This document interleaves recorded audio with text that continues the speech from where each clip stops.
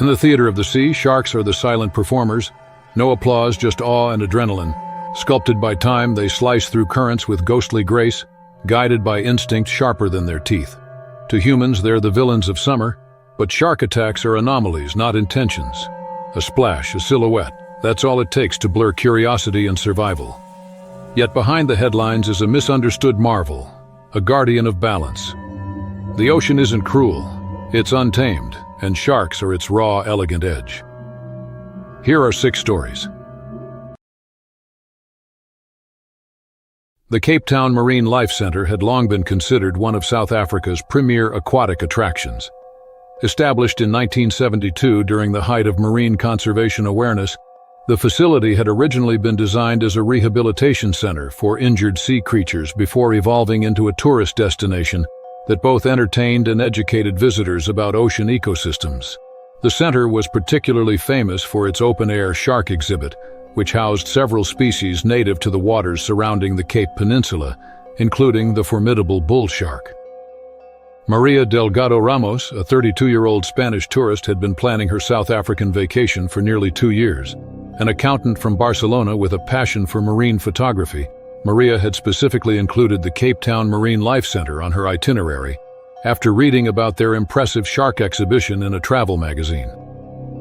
She arrived at the center on a particularly busy Saturday afternoon in March 1995, accompanied by her husband, Rafael, and their 9-year-old daughter, Catalina.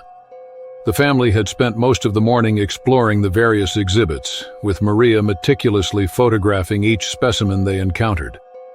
By early afternoon, they reached the main attraction, the Shark Tank, a massive cylindrical structure containing over 300,000 gallons of seawater and housing 7 sharks of various species. The viewing platform featured a circular walkway around the tank, protected by a waist-high glass barrier and a metal railing. The day had been unusually humid, and a light rain earlier that morning had left many of the surfaces around the center slick with moisture. As the Delgado Ramos family approached the exhibit, Maria noticed a particular bull shark, a female measuring approximately 8 feet in length, swimming near the surface. Eager to capture the perfect photograph, she leaned precariously over the safety railing, extending her camera out as far as possible to avoid glare from the glass. Center employee Thabo Nkosi, who had been working at the facility for just over 3 years, spotted Maria's dangerous position and began moving toward her to issue a warning. Before he could reach her, Maria's sandals slipped on the wet concrete. In a fraction of a second, she lost her balance and toppled headfirst over the railing, plummeting 12 feet into the tank below with a tremendous splash. Panic erupted instantly. Catalina screamed for her mother while Rafael frantically called for help. Visitors crowded around the tank, many recording the unfolding disaster on camcorders as Maria surfaced, gasping for air. The sudden disturbance had startled the sharks, sending them into an agitated state. The large female bull shark that Maria had been attempting to photograph quickly changed course and began swimming directly toward her.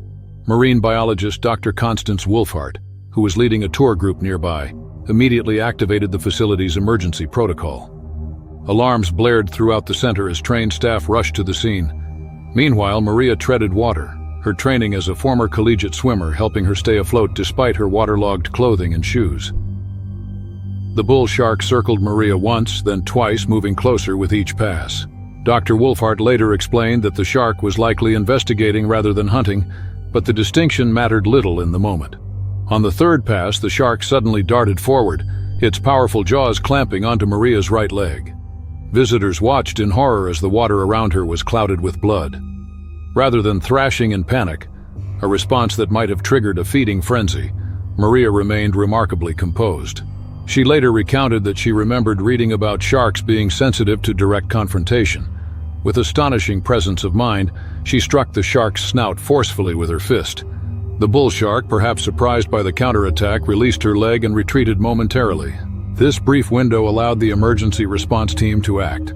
Senior aquarist Jensen McKeesey deployed a specialized rescue pole from the platform above, extending it toward Maria. Simultaneously, his colleagues lowered protective mesh barriers and emergency rescue ropes into the tank to create a temporary separation between Maria and the sharks. With remarkable coordination, they managed to secure her and begin lifting her from the water. The extraction took 97 seconds, a lifetime for those watching, including Rafael and Catalina. who were being comforted by staff members.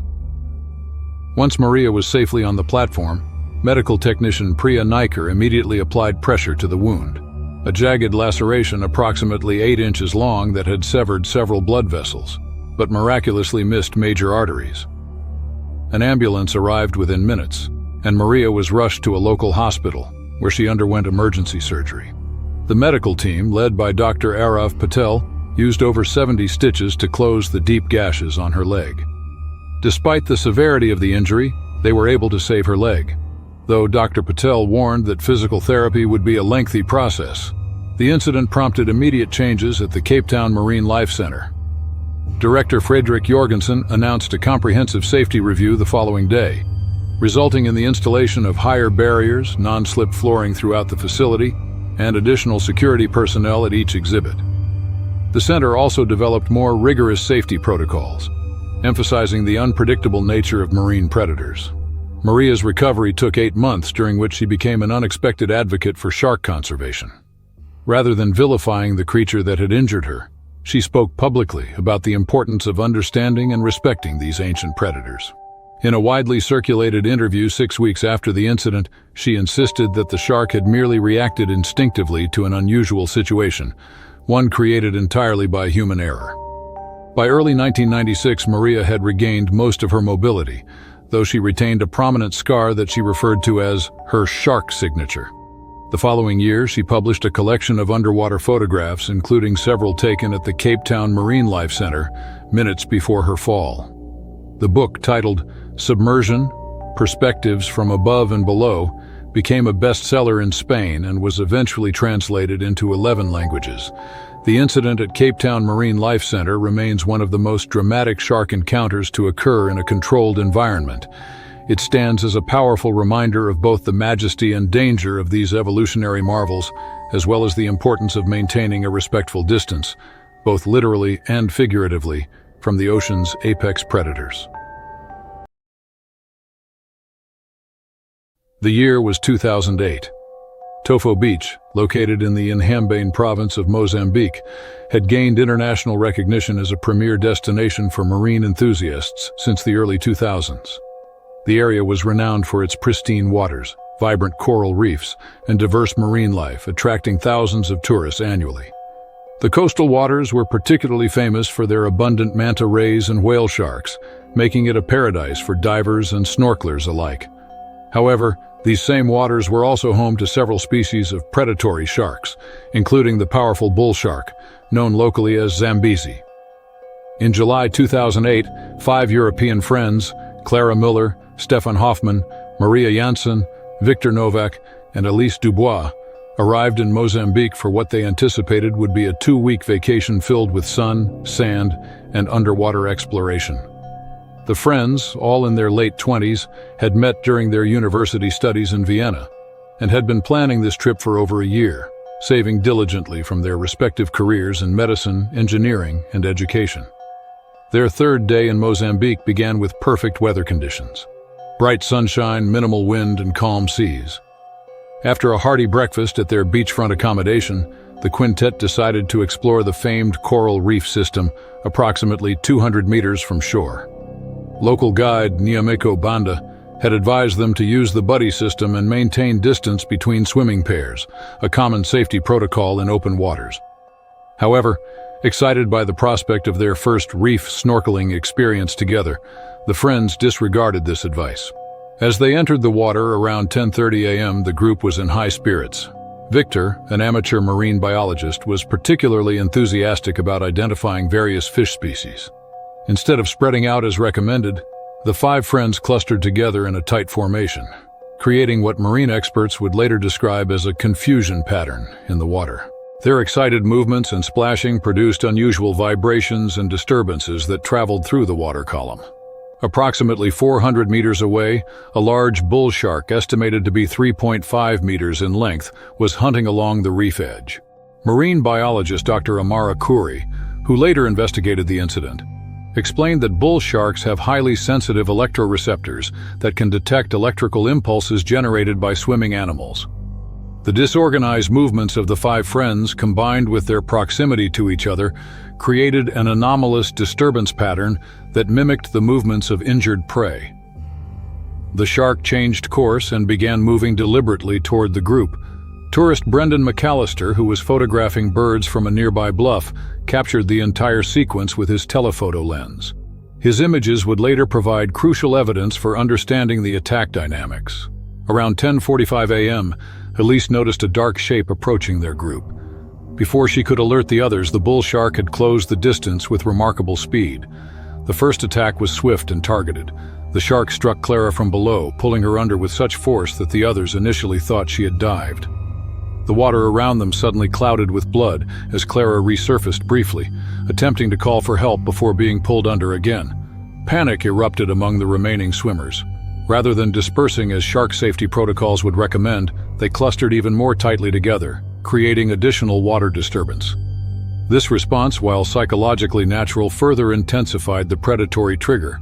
Stefan, attempting to reach Clara, swam directly into the shark's path and became the second victim.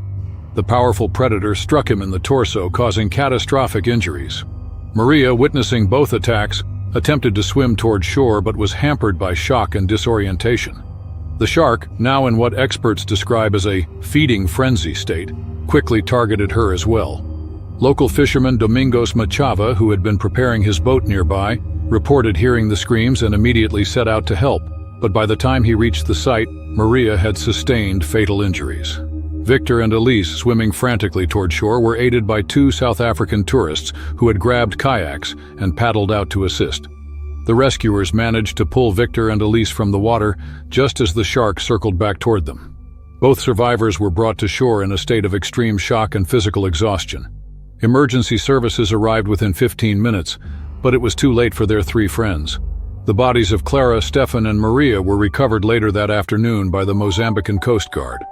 Autopsies revealed that all three had died from massive trauma and blood loss consistent with shark attacks. The incident sent shockwaves through Tofo's tourist community.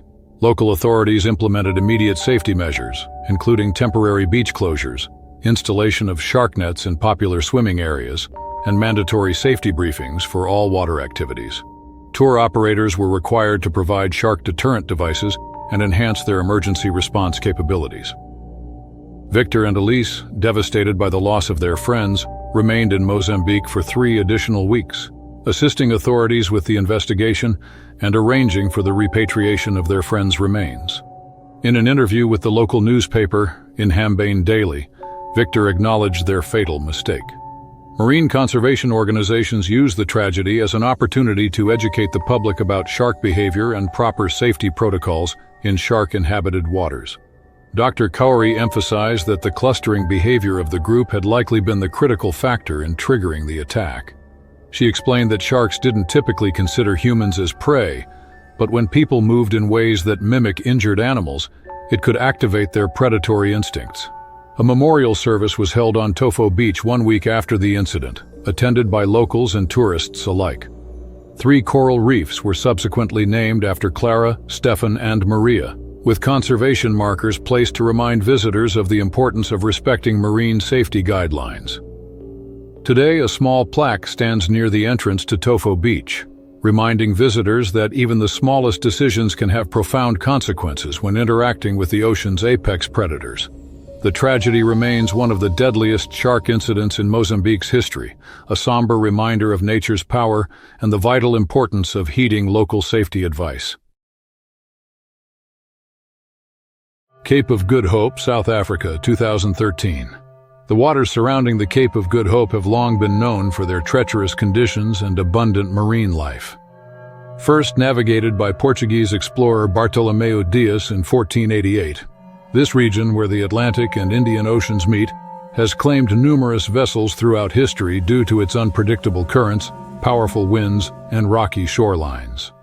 Today, while modern navigation systems have reduced maritime disasters, the Cape remains a formidable seascape, particularly notorious for its shark population, specifically great white sharks, which congregate in these waters due to the presence of seal colonies on nearby islands. In September 2013, The luxury cruise liner Atlantic Majesty was making its way around the Cape during a 14-day voyage from Durban to Cape Town. Among the 1,873 passengers was Catherine Rees, a 29-year-old environmental consultant from Vancouver, who had booked the cruise as a celebration after completing her master's degree in marine biology. Ironically, her thesis had focused on predator-prey dynamics in marine ecosystems, with particular emphasis on shark behavior. On the evening of September 18th, the Atlantic Majesty encountered moderately rough seas as it rounded the Cape. Wind speeds reached approximately 35 knots, creating challenging but not unusual conditions for a vessel of its size. Most passengers had retired to their cabins or indoor entertainment areas to avoid the increasingly inclement weather. But Catherine remained on the starboard observation deck, fascinated by the legendary waters she had studied extensively.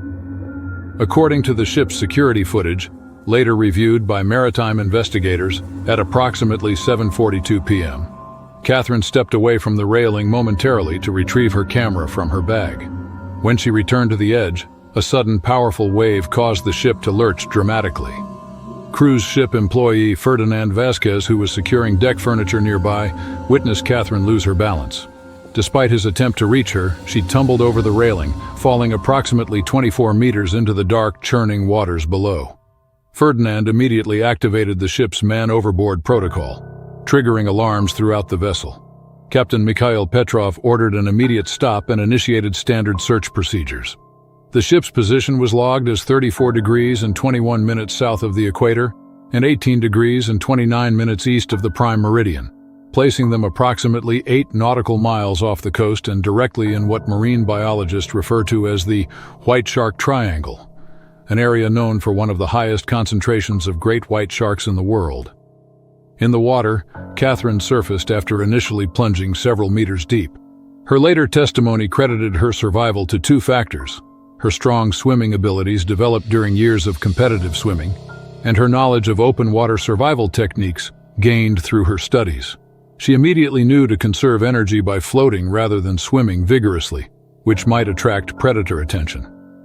Despite her training, panic set in when she spotted the silhouette of a large shark approximately 10 meters away.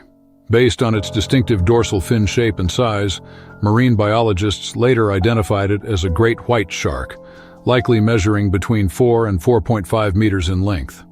Catherine reported that the shark initially maintained distance, exhibiting what scientists refer to as investigative behavior, circling and observing before deciding whether to approach further.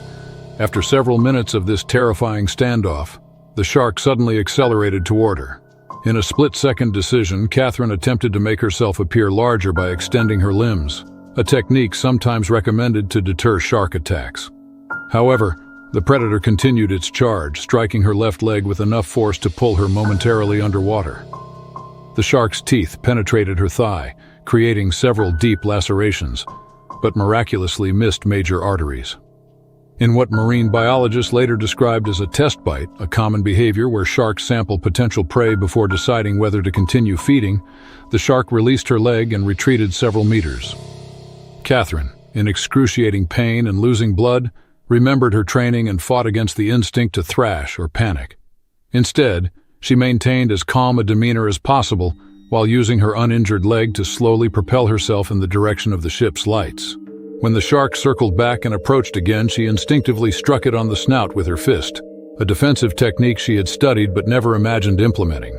Meanwhile, the Atlantic Majesty had deployed its emergency rescue vessel, manned by First Officer Nikolai Sokolov and 3 crew members. Using spotlights to scan the water's surface, they finally located Catherine approximately 350 meters from the ship.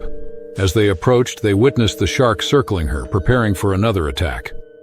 Crew member Anastasia Orlova, trained in marine rescue operations, deployed a specialized shark deterrent device, an electromagnetic field generator designed to overwhelm shark-sensitive electroreceptors. The device created enough disruption to divert the shark temporarily, allowing the rescue team to pull Catherine aboard their vessel at 8:17 p.m., approximately 35 minutes after she had fallen overboard. The ship's medical team, led by Dr. Elena Vasquez, immediately treated Catherine for hypothermia, shock, and the severe lacerations to her leg. The ship diverted course to Cape Town, where Catherine was airlifted to a local hospital for emergency surgery. Surgeons performed a 5-hour procedure to repair damaged muscle tissue and blood vessels in her leg. The incident received international media attention, with marine biologists noting the rarity of surviving such an encounter in open water. Dr. Jacobus van der Merwe, a shark behavior expert who interviewed Catherine extensively during her recovery, stated that her survival represented an extraordinary combination of knowledge, quick thinking, and remarkable luck. Catherine spent 3 weeks in the hospital before returning to Canada, where she underwent 6 months of physical therapy. Despite her traumatic experience, she continued her career in marine biology, eventually specializing in shark conservation efforts. In 2015, she published a widely acclaimed paper on predatory behavior in great whites, drawing partially from her first-hand experience. She also became an advocate for improved safety protocols on cruise ships operating in known shark territories.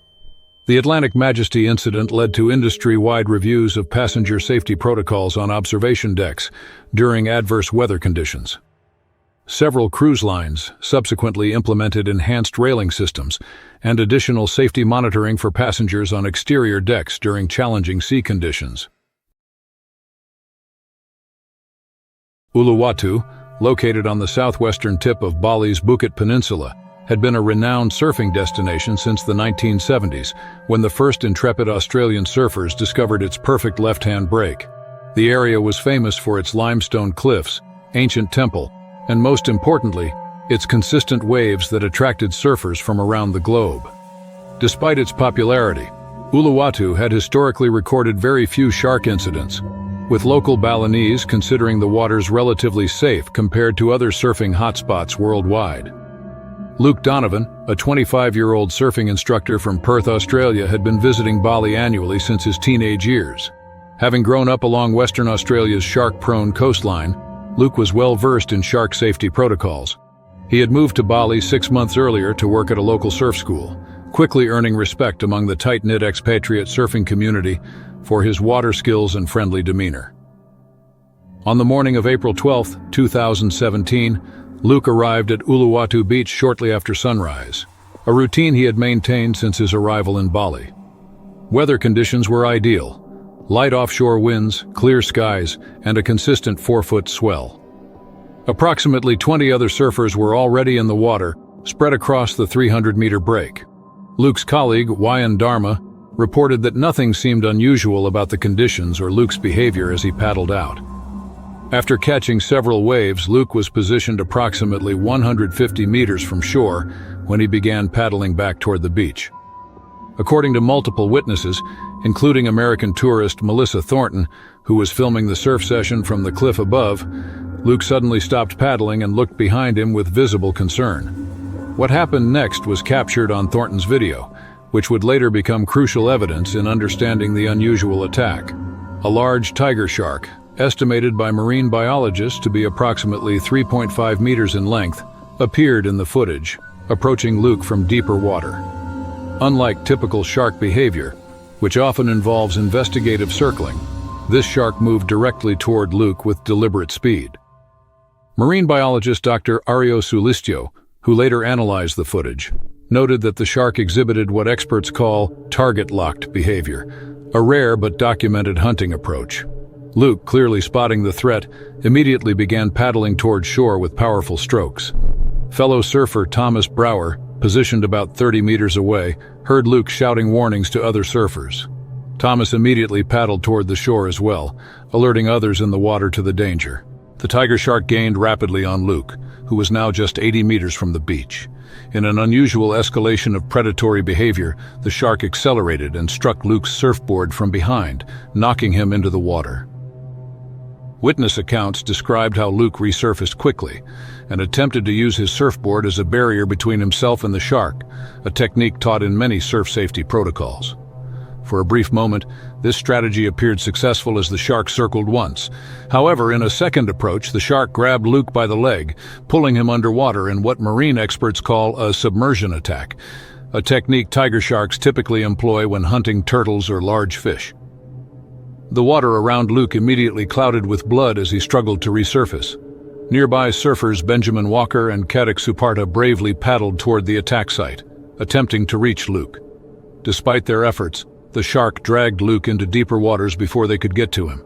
His body was recovered several hours later by a joint search effort involving local authorities and the Balinese Coast Guard. The incident sent shockwaves through Bali's surfing community. Local authorities temporarily closed Uluwatu Beach, while marine experts investigated the unusual attack. Dr. Sulistio's team collected water samples and interviewed witnesses, eventually attributing the shark's abnormal behavior to several potential factors. Chief among these was the recent increase in illegal fishing practices near Uluwatu, which often involved chumming, the practice of disposing fish blood and entrails into the water, potentially conditioning sharks to associate human activity with food. Memorial services were held for Luke both in Bali and in his hometown of Perth.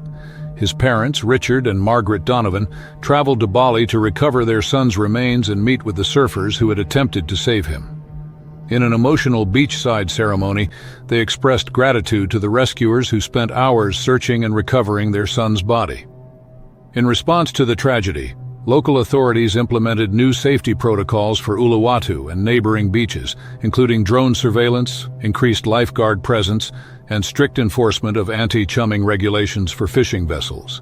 Additionally, the Balinese regional government partnered with Australian shark researchers to establish an early warning system similar to those used along Western Australia's coastline. Luke's death marked the first fatal shark attack at Uluwatu in recorded history, and served as a somber reminder of the unpredictable nature of the ocean, even in areas considered relatively safe. Today, a small plaque commemorating Luke stands near the entrance to Uluwatu Beach, serving both as a memorial and a warning to visitors about the rare but real dangers that exist in even the most paradisiacal waters. The coastal waters of Western Australia have long been recognized as one of the world's most significant habitats for great white sharks. The region's abundant marine life, particularly its seal colonies, attracts these apex predators in considerable numbers. Esperance, a picturesque port town located approximately 720 kilometers southeast of Perth, has experienced several notable shark encounters over the decades, with local fishing communities maintaining a cautious respect for these powerful creatures. Darren Thompson, a 42-year-old commercial fisherman with over 20 years of experience in these waters, had developed a reputation among his peers for his extensive knowledge of marine life and, more concerningly, his increasingly cavalier attitude toward sharks.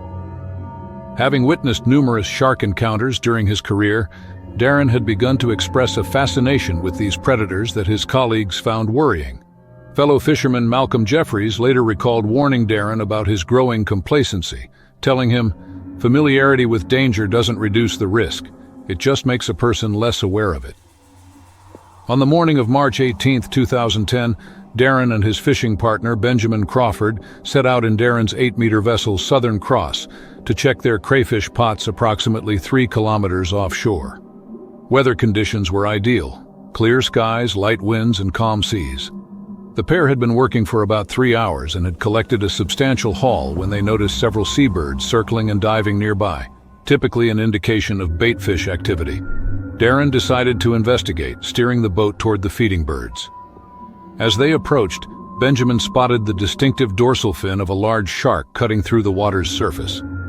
According to Benjamin's later testimony to maritime authorities, Darren immediately became excited, identifying the animal as a great white shark and estimating its length at approximately 4.5 meters, 15 feet.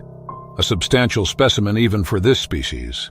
Rather than maintaining a respectful distance, Darren reduced the boat's speed and began following the shark, maneuvering to keep it in view. Marine biologist Dr. Elise Hartman, who later investigated the incident, noted that this pursuit behavior likely altered the shark's natural movement patterns, potentially creating a stress response in the animal. After tracking the shark for nearly 20 minutes, Darren made the fateful decision that would forever change his life. Despite Benjamin's vehement objections, Darren positioned the boat alongside the shark's path and cut the engine. As the great white approached, swimming parallel to the vessel at a distance of less than 2 meters, Darren moved to the gunwale and leaned over the side. Benjamin reported that he shouted at Darren to get back from the edge, but his warnings went unheeded. In what Benjamin described as a moment of insane curiosity, Darren extended his right arm toward the passing shark, apparently attempting to touch its dorsal fin. The shark, likely startled by this unusual stimulus, reacted with explosive speed. In a defensive rather than predatory response, it twisted sideways and seized Darren's arm just below the elbow. The force of the bite pulled Darren partially over the side of the boat. Benjamin, reacting instinctively, grabbed Darren's legs and pulled him back, likely preventing him from being pulled entirely into the water. A scenario that would almost certainly have proven fatal.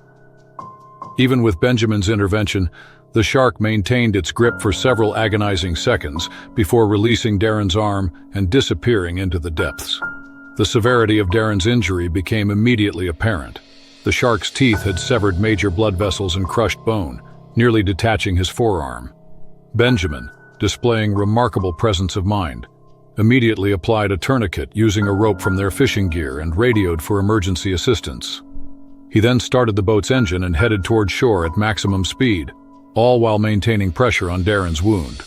Royal Flying Doctor Service pilot Victoria Sanderson received the distress call and immediately dispatched a medical evacuation helicopter from Esperance Regional Hospital. The helicopter intercepted the fishing vessel approximately 1.5 kilometers from shore, allowing paramedics Samuel Wong and Jasmine Patel to board and stabilize Darren before airlifting him directly to the hospital. Emergency surgeon Dr. Haidar Al-Yassiri performed a 5-hour operation to save Darren's arm, reconnecting severed blood vessels and stabilizing shattered bones.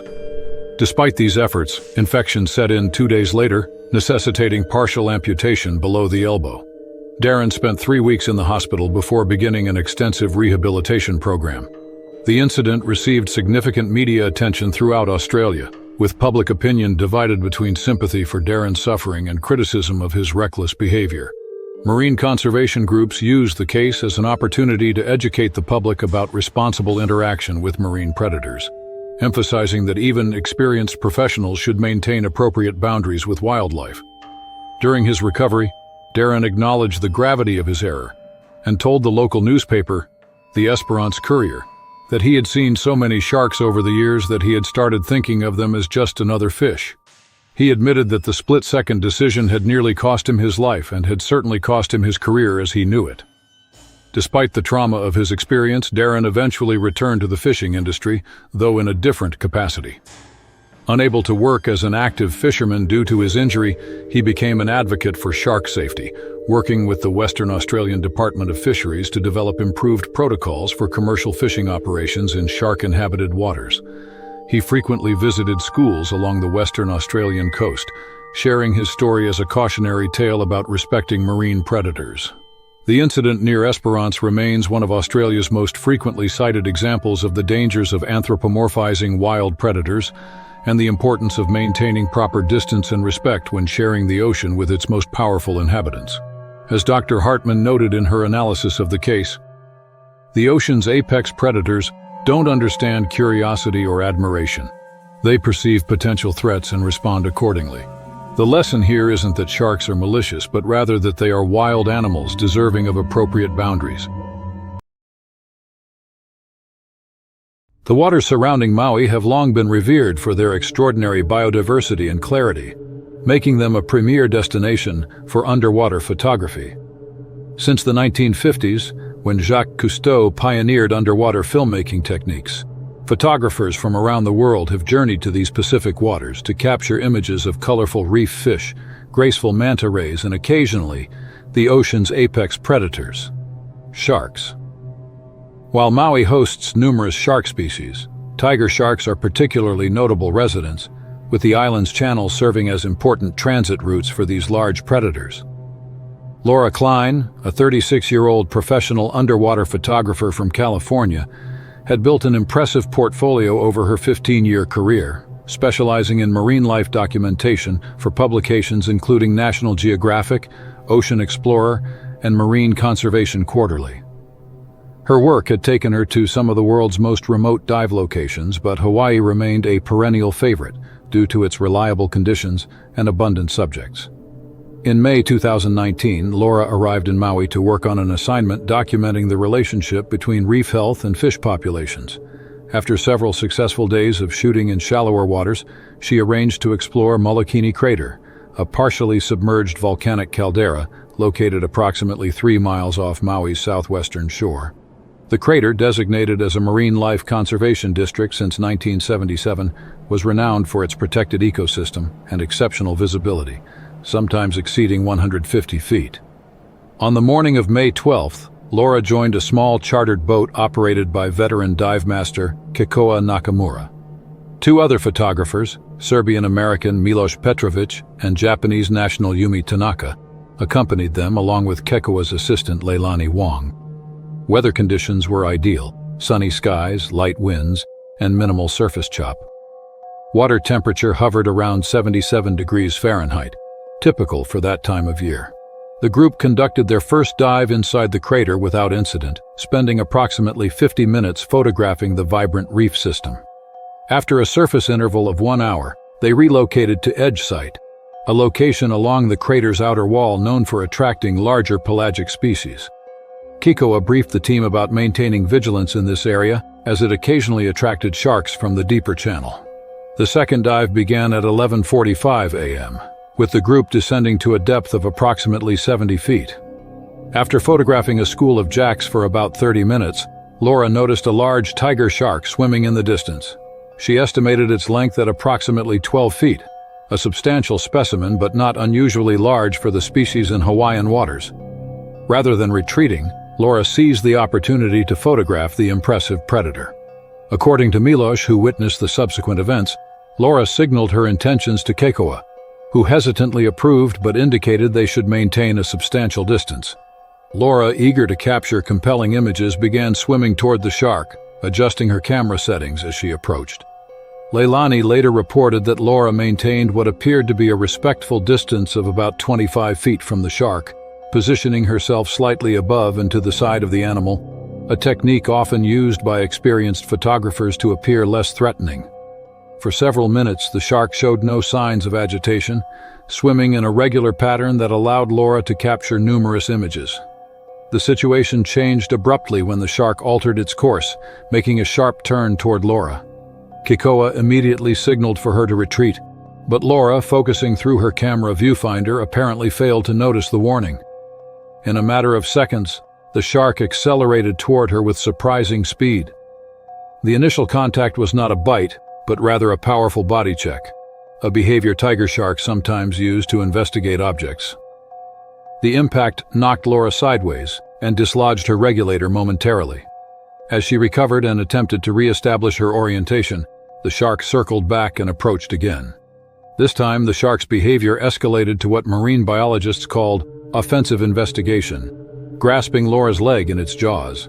The pressure was sufficient to cause serious lacerations but fell short of the full-force bite the animal was capable of delivering, what experts sometimes described as a test bite, rather than a predatory attack. Kekoa reacted with remarkable speed, deploying his emergency shark deterrent device, a specialized pole designed to create an electromagnetic field that overloads a shark's sensitive electroreceptors. Meanwhile, Miloš and Yumi moved to assist Laura, who was struggling to maintain her depth control while reaching for her dropped camera equipment. The shark, likely confused by the electrical deterrent, released Laura's leg and retreated several meters but continued to circle the group. Kekoa signaled for an emergency ascent, and the team began moving toward the surface, maintaining a tight formation with Laura positioned in the center. As they ascended, the shark made one final approach, striking Laura's equipment rather than her body. In what Leilani later described as an incredibly instinctive reaction, Laura used her heavy camera housing to deflect the shark, pushing it away from her face and torso. This defensive maneuver appeared to discourage further investigation, and the shark finally descended into deeper water. The group completed their emergency ascent with Kekoa and Miloš supporting Laura between them.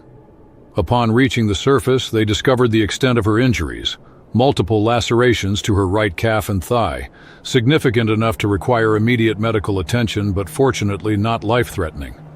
The boat captain, Alika Kealoha, had already radioed for emergency assistance after observing the rush descent.